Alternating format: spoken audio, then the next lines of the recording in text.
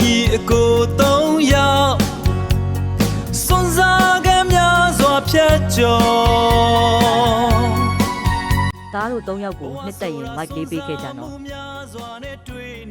သားတို့ညီကို၃ယောက်ကိုနှစ်သက်ရင် share ပေးခဲ့ကြပါ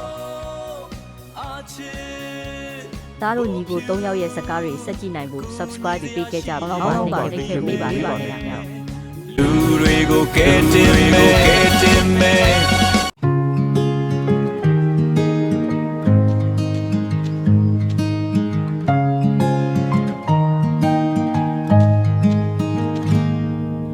မြတ်တာလင်းလေးတောက်ပါနေတယ်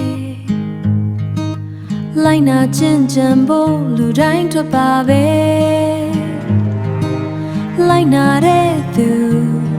စိတ်နှလုံးအေးမြစေတာအမှန်ငြိမ်းချမ်းရေးဟာမိမိကိုယ်ကတံပြန်ရာ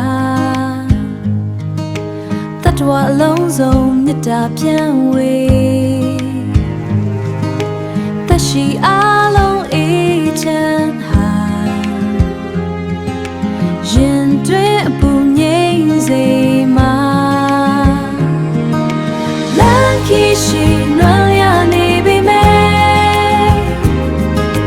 မြတ်တာနဲ့ထိတွေ့အေးချမ်းတဲ့ပညာလင်းထွန်းတောင်းနိုင်မယ်ခီးတစ်ထော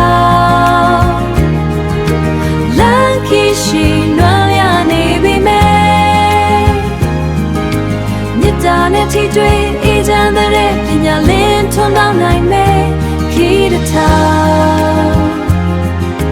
စိတ်ကောင်းလေးလေးမွေမြတ်တာတရားနဲ့ချိတ်ဆက်ကြအေးမြလောကတည်ဆောက်ကြမယ်မြတ်လောကတည်ဆောက်ကြမယ်ငြိမ်းချမ်းရေးဟာမိမိကိုယ်ကတံပြန်ရာတတ္တဝါအလုံးစုံမြတ်တာပြန်ဝေ